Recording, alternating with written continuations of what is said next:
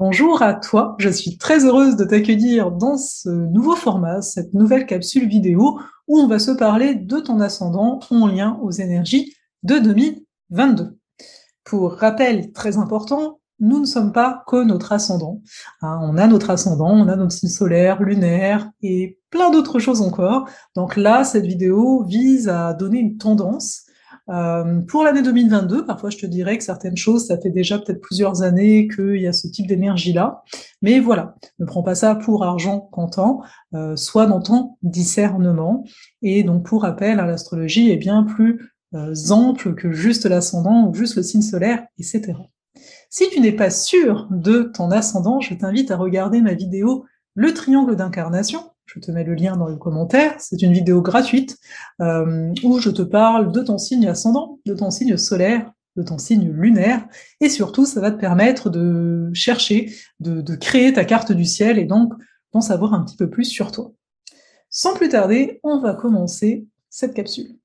Bonjour à toi, si tu es là, c'est que tu es ascendant Sagittaire, et on va donc voir que te réservent les énergies 2022.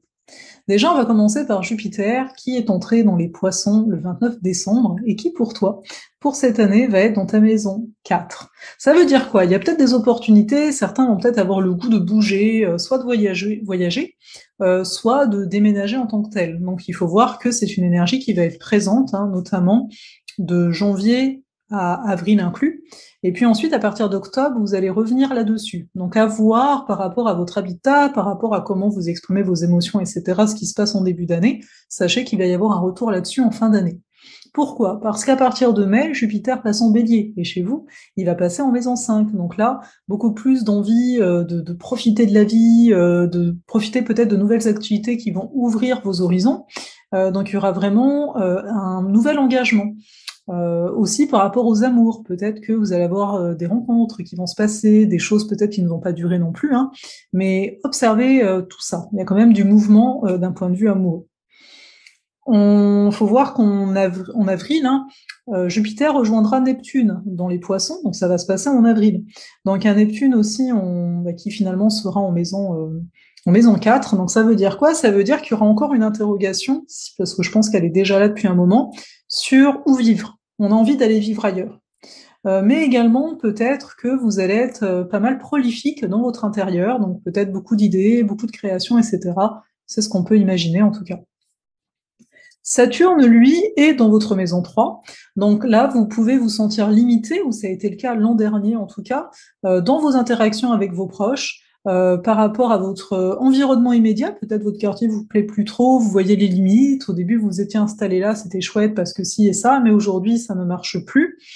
Ça peut être au niveau de la communication, vous sentir limité, comme si vous aviez du mal à créer du lien. Donc Saturne en 3, là, pendant cette année, va vraiment vous inviter à vous positionner différemment dans vos opinions, dans les choses que vous avez à dire.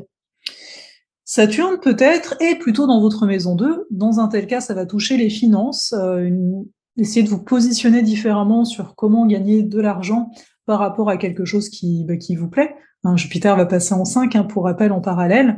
Donc, à voir où ça se situe, mais il pourrait y avoir soit ce côté comment je communique, comment je me positionne, comment je parle de moi, ou bien quelles sont les compétences sur lesquelles je peux m'appuyer, quelles sont les valeurs, ce qui est important pour moi, sur lesquelles je peux aussi m'appuyer.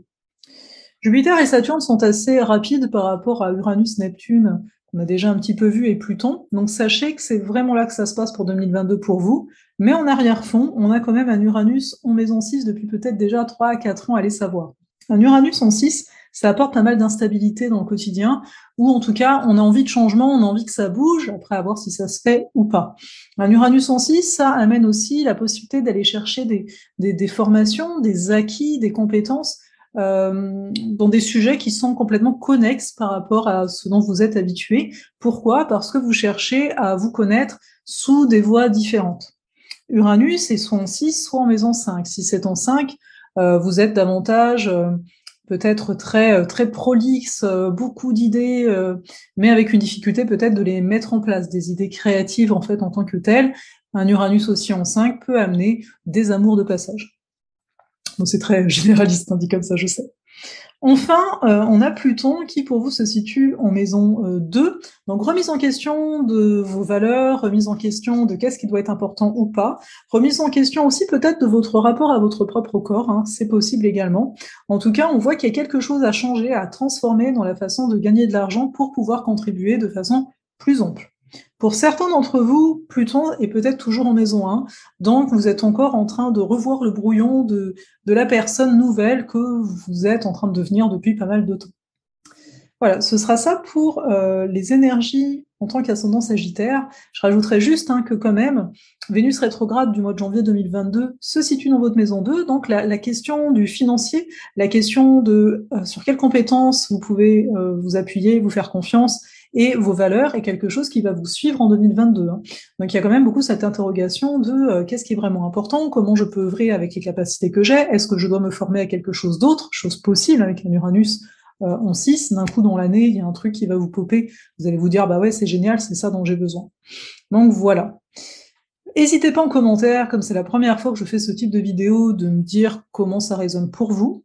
Aussi, si vous voulez aller plus loin par rapport à l'énergie de votre ascendant, savoir c'est quoi être ascendant Sagittaire, comment utiliser cette énergie, etc., le 23 janvier, c'est un dimanche, je propose un atelier sur l'ascendant, c'est nouveau. Donc n'hésitez pas si ça vous intéresse. Là-dessus, je vais vous souhaiter une belle année 2022.